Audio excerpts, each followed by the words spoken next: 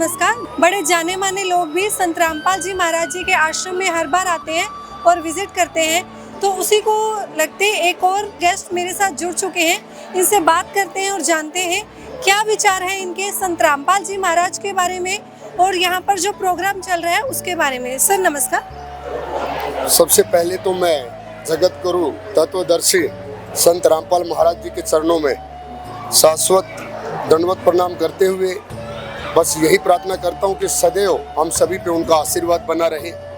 और आज ये जो भक्तों का जो अपार जो उनके प्रति जो भावना है, ये भावनाएं सदैव उनके प्रति बढ़ती रहे।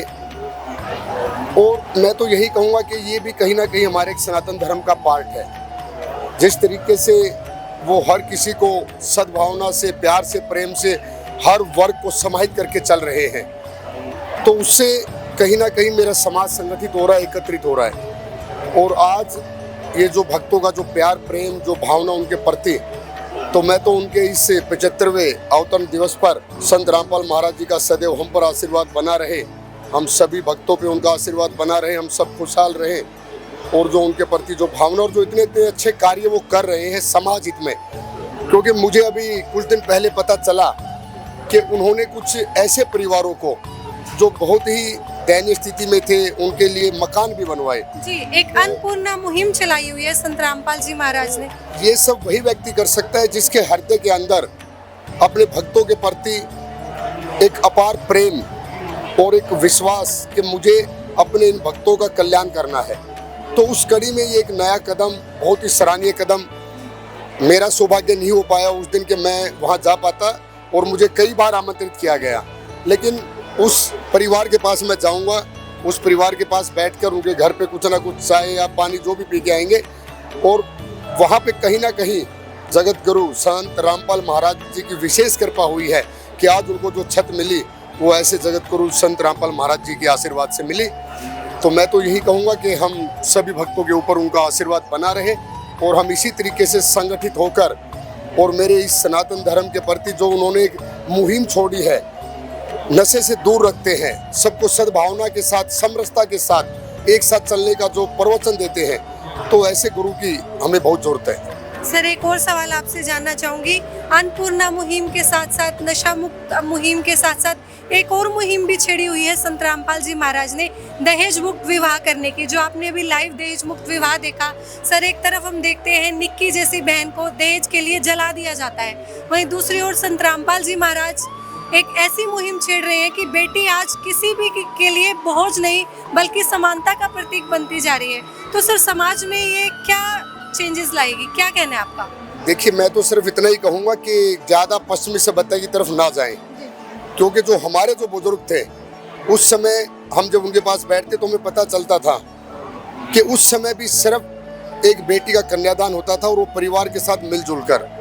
आज जो पश्चिमी सभ्यता को देखते हुए और जो एक दौड़ में शामिल लोग हो गए, उस दौड़ में शामिल नहीं होना चाहिए, क्योंकि एक परिवार अपनी बेटी को आपकी कई पीढ़ियों के संस्कार के लिए, आपकी 7 पीढ़ियां चले, अपनी उस बेटी को, उस कन्या को सौंप रहे हैं, तो दहेज का तो नाम ही नहीं होना चाहिए। उस बेटी को दे रही है, उनका बहुत बड़ा एक त्याग है। जिस परिवार के साथ वो 18, 20, 22 साल बिताती है और फिर आपके परिवार में आती है, उसको बेटी के समान रखिए। वो बेटी आपके घर में लक्ष्मी के रूप में है, उससे बड़ा कोई दहेज है ही नहीं, क्योंकि वो बेटी आपकी उस वंश वेला को आगे बढ़ाने के लिए आपके परिवार में आई है।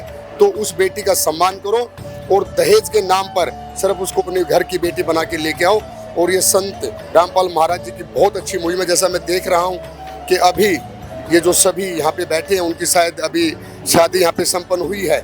तो ये सब तो हमारे बुजुर्गों के संस्कारों में थे, लेकिन आजकल की जो नई पीढ़ियाँ हैं वहाँ एक दौड़ शामिल हो गई। सर और कुछ कहना चाहेंगे संत रामपाल जी महाराज के बारे में, जो ये मुहिम चलती है, या फिर और भी कुछ? जैसे आपने देखा कि वैष्णो देवी में काफ़ी भीड़ थी, वहाँ पे एक ही परिवार के 6 लोग खत्म हो गए, यहाँ पर हजारों की संख्या में लोग हैं इस टाइम पर। क्या कोई आपको अनुशासनहीनता या भगदड़ टाइप, इस टाइप से कुछ लगा? देखिए, वो एक प्राकृतिक आपदा है, और जब प्रकृति की कोई आपदा आती है तो उसमें ना तो कोई तीर्थ स्थल आगे आता है। आपको पता है कि प्रकृति कई बार अपना रूप थोड़ा सा जब बदलती है तो पता ही नहीं चलता कि क्या से संभव से क्या असंभव हो जाए। मैं सबसे पहले तो जो बाढ़ पीड़ित जो पंजाब में जो लोग हैं उनसे बस उनके प्रति अपनी भावना प्रकट करता हूँ और सभी से अपील भी करता हूँ कि जो सक्षम व्यक्ति है वो उन लोगों की मदद करें। बाढ़ पीड़ित हैं जो पंजाब में, वहाँ पर भी संत रामपाल जी महाराज जी के शिष्य पहुँचे, ऐसी जगहों पर पहुँचे जहाँ पर जाना ही बिल्कुल असंभव था। नावों में चलकर संत रामपाल जी महाराज जी के शिष्य पहुँचे, इस पर क्या कहेंगे सर? देखिए, मैं तभी तो कह रहा हूँ कि उनसे कुछ ना कुछ अच्छा सीख के आगे बढ़ रहे हैं। वो प्रवचन ही ऐसे देते हैं कि आप दूसरों की मदद करो। अगर आप मदद करने लायक हैं तो अपने हिस्से की कुछ मदद उन लोगों तक पहुँचाओ जो उनसे लगे कि हाँ, आप एक व्यक्ति होने के नाते, इंसानियत होने के नाते आप किसी की मदद कर रहे हो। और कभी भी आपदा के समय पे प्रत्येक व्यक्ति का एक दायित्व बनता है कि वो अपनी कष्ट कमाई से जो अगलों के लिए कर सके वो करे, और भगवान कहीं ना कहीं उस चीज़ को देखता है। और संत रामपाल महाराज जी भी इतने भक्तों के ऊपर आशीर्वाद, और उनके भक्त जो उनसे सीख के जाते हैं कि हमें भी किसी न किसी की सहायता करनी है। तो इस कड़ी को मैं तो कहूँगा कि ये कड़ी आगे बढ़ती जाए और समाज के अंदर ऐसे ही गुरुओं के कारण ये मेरा सनातन धर्म आज पूरे विश्व के सामने अपना परचम लहराता हुआ आगे बढ़ रहा है। और साथ में मैं ये कहूँगा, यहाँ का जनप्रतिनिधि होने के नाते, कि आपका जो इतना सुंदर ये जो संत रामपाल महाराज जी का ये जो प्रांगण है, ये जो मंदिर है, इस मंदिर के आसपास मैं कुछ अच्छा कर सकूं तो ये मेरा सौभाग्य होगा। यहाँ पे जितने भी उनके सहायक गण हैं या जो यहाँ पे अपनी सेवा देते हैं, वो लोग मुझे बताएं कि हमारे लिए ये समस्या है, उस समस्या के समाधान के लिए अगर मैं अपना कुछ कर सकूं तो ये मेरा सौभाग्य होगा। और जगत गुरु संत रामपाल महाराज जी का हम सभी पर आशीर्वाद बना रहे, और ऐसे ही ये बीड़ा और भी आगे बढ़ता रहे और हम सब खुशहाल रहे।